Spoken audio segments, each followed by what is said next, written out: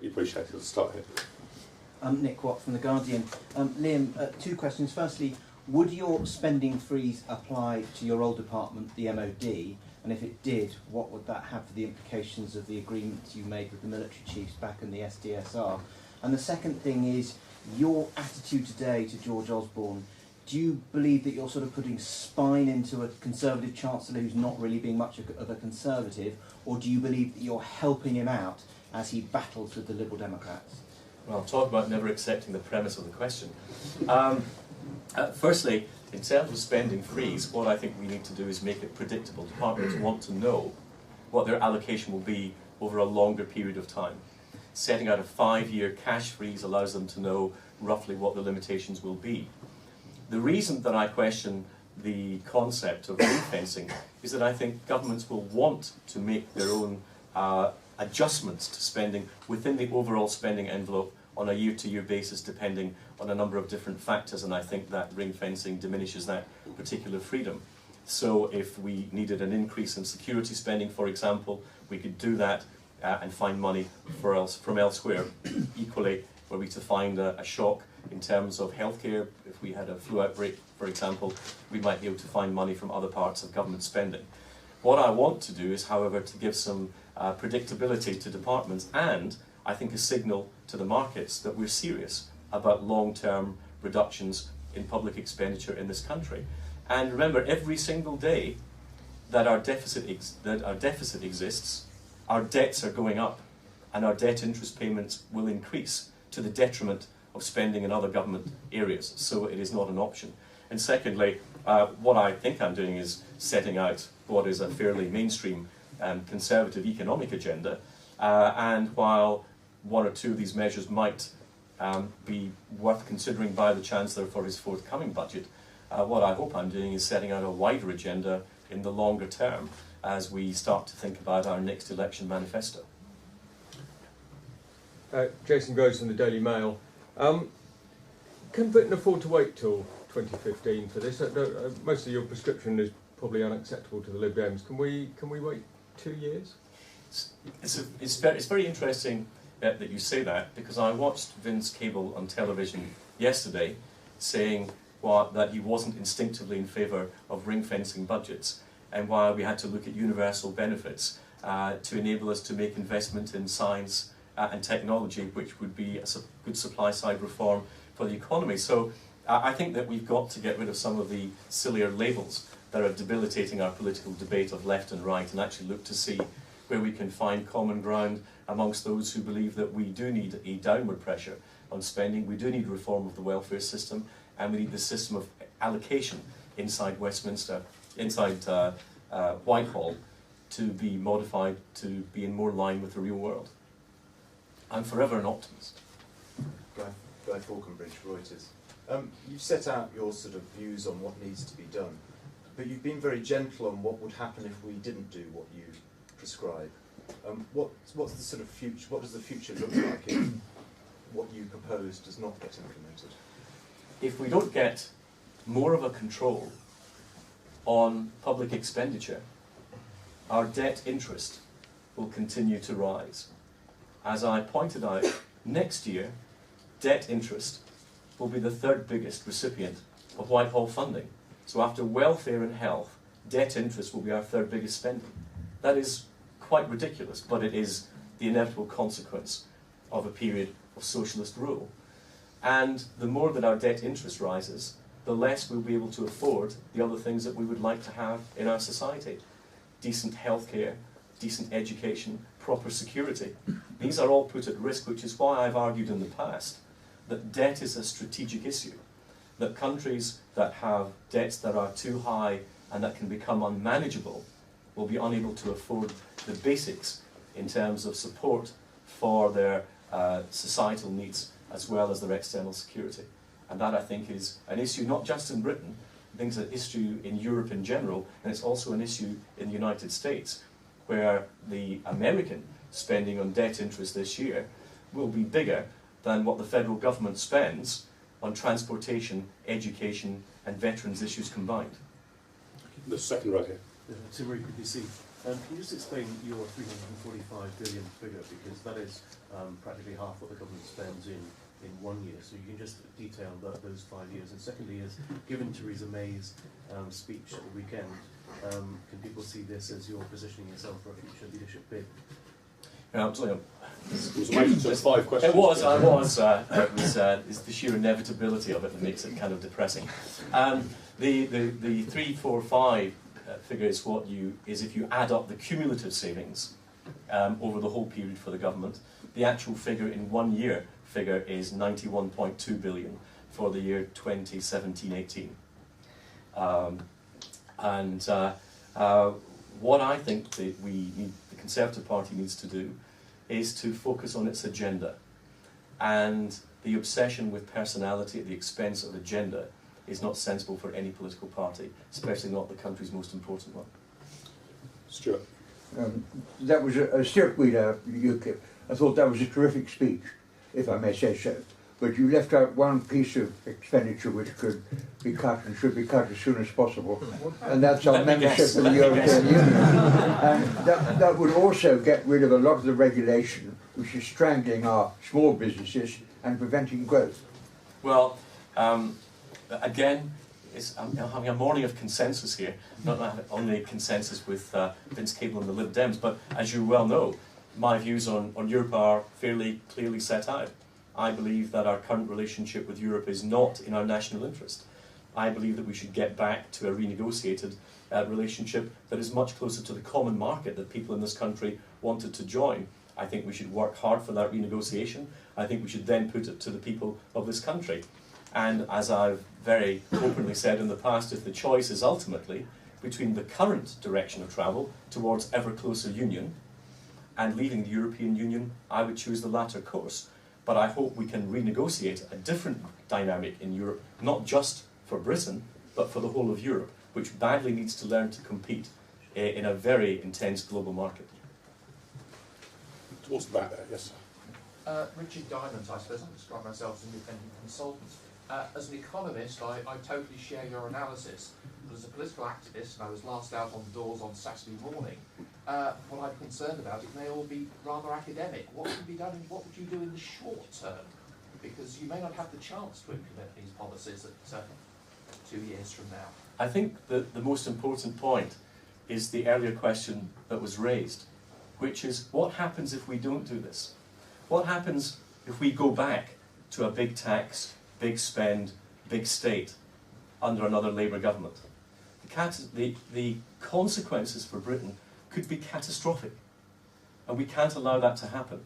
So we need to continue to focus on the economic debate. We need to tell people that we need to get control over public expenditure, or very soon we won't be able to afford the other things that they want, and we need to tell them what the alternatives are. And I think that the economy is what our battleground should be in the times ahead, because I think that when we have concentrated on that, people have understood the message that we can't live beyond our means.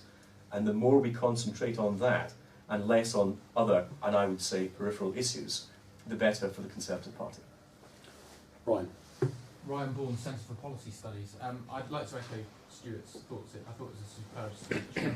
I just wondered, you've spoken a lot about fiscal policy today, but I just wondered what monetary activism in terms of very low interest rates and large doses of QE, how does that help shape the behaviour you're trying to engender in terms of saving, personal responsibility and threat? Well, I'm one of those who has always had some concerns about the extent of QE.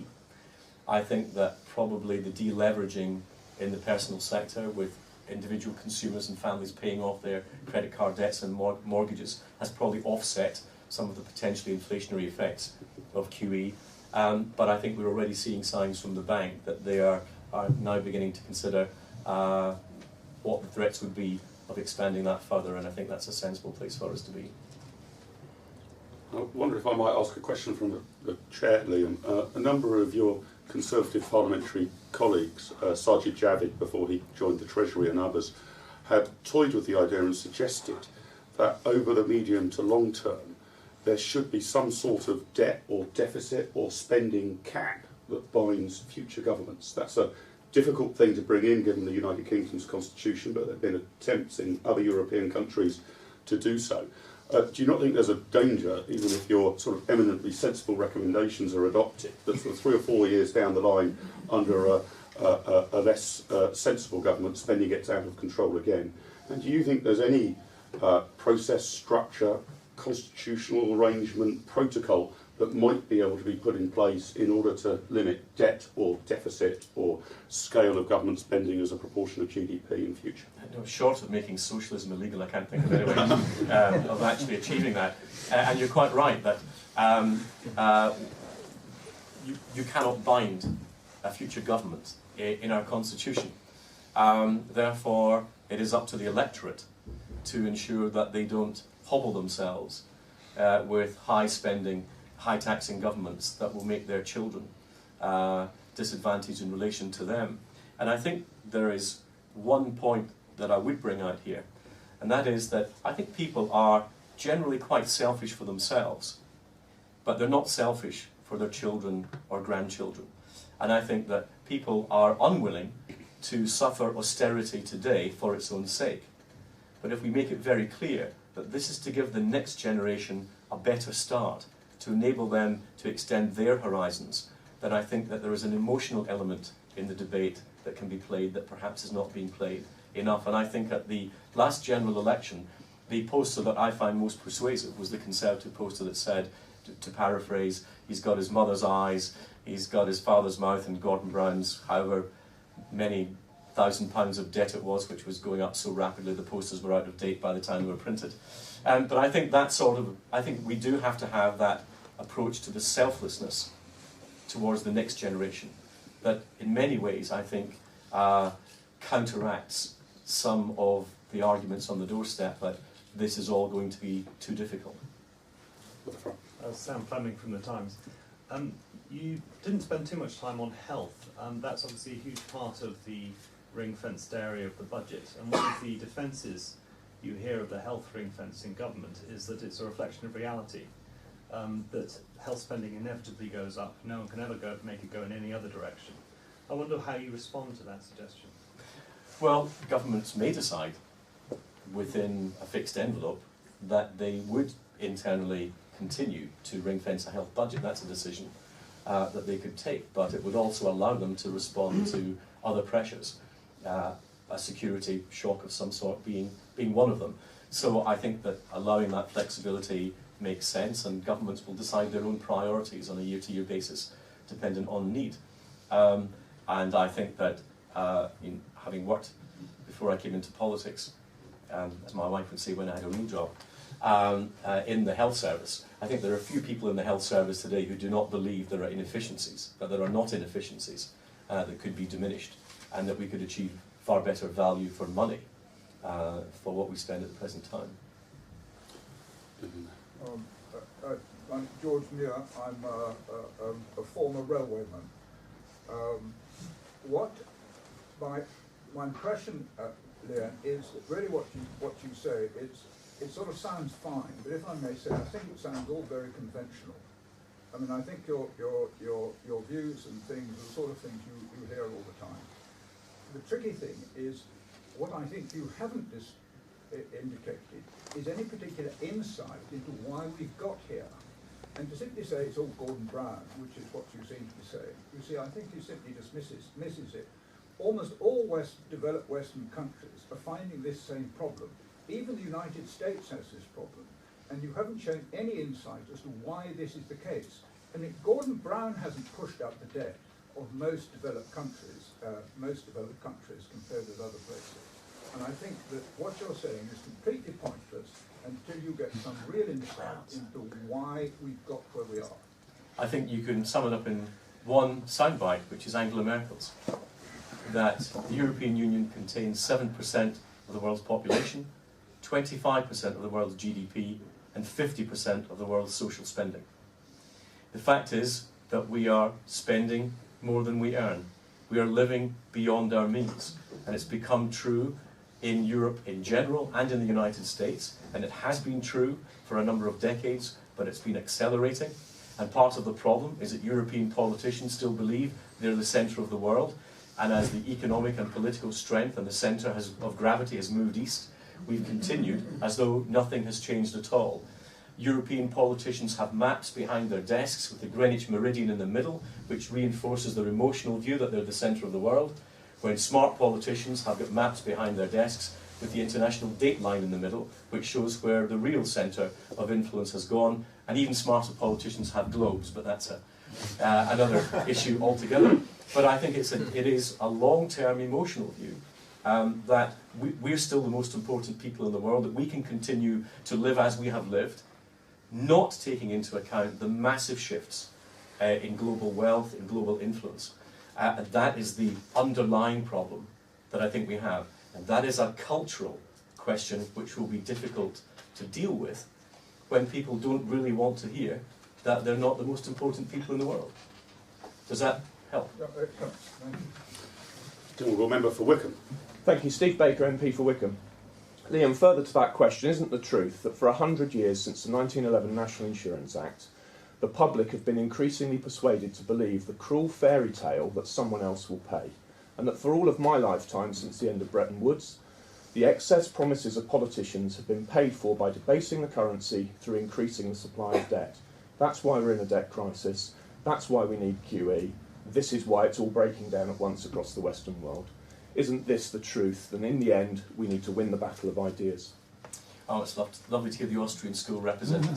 And we have a mutual friend in Detlef Schlichter, whose views I think are very interesting. And I think that the argument that you, Steve, put forward, and so does he, that since Nixon came off gold in 1971, that we've been living in a 40-year credit expansion experiment, is a very interesting argument. And I think that there are big global questions that need to be tackled about the potential threats of global imbalances and how we really think we can continue to increase our prosperity without earning it, other than by creating, as you say, the debauching of our currency over time, which is stealing from the future, or inflation, which simply hands the burden from the borrowers to the savers.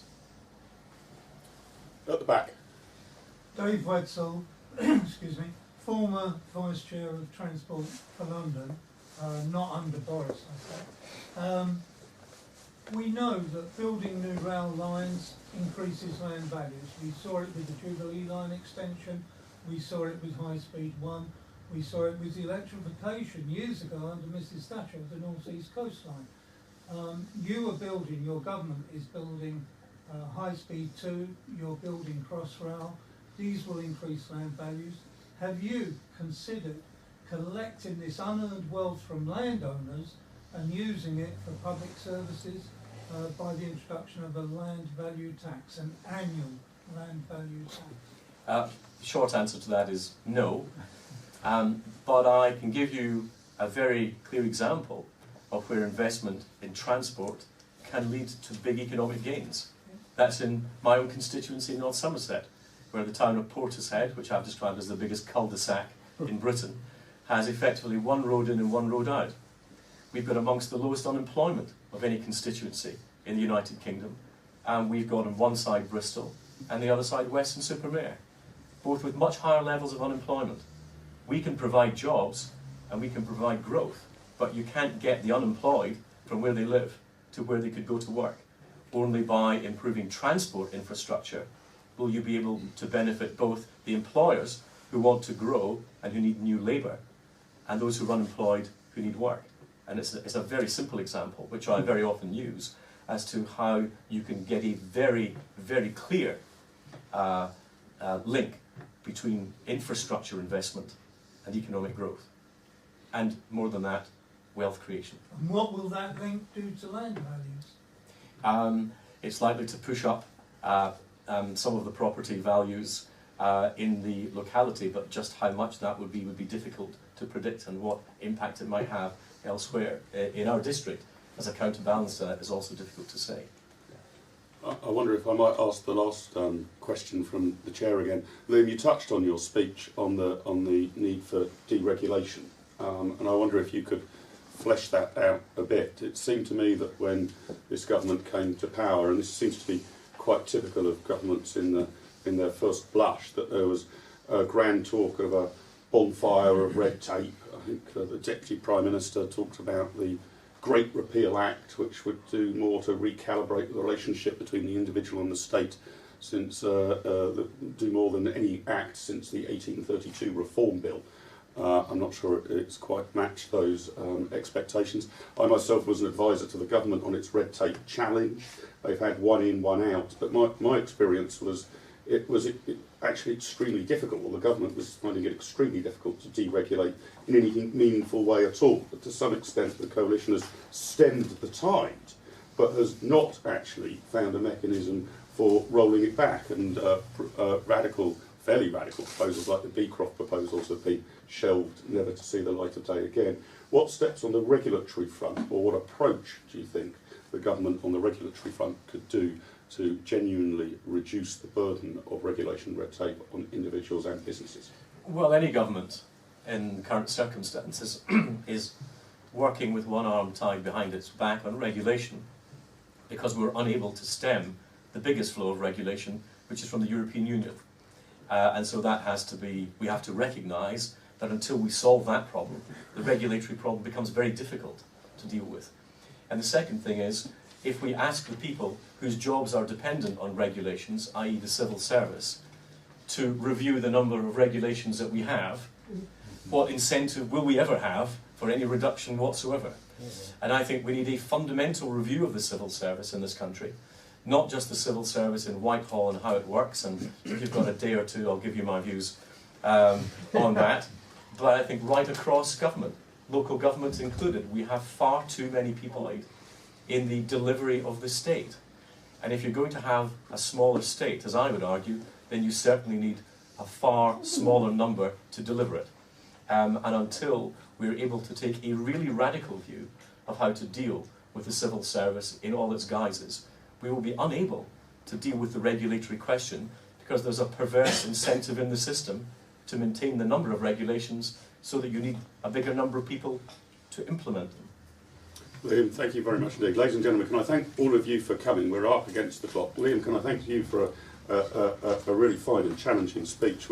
We often find in this room when we're discussing the state of the economy that we can talk ourselves into the very pits of despair about the overarching picture. It seems to me that you've been conscious of the really serious challenges that we face, but have actually mapped out a pretty optimistic future, if only we find the political courage to take the steps necessary to tackle the problems that we face. And that's actually quite uplifting and as I say, much more optimistic than the sometimes pessimistic analysis over the medium term that we often hear and share here at the IEA. So thank you very much indeed for being our guest here and for the fascinating analysis and prescription. And ladies and gentlemen, I hope you can thank Dr. Liam Fox in the usual way. Thank you very much.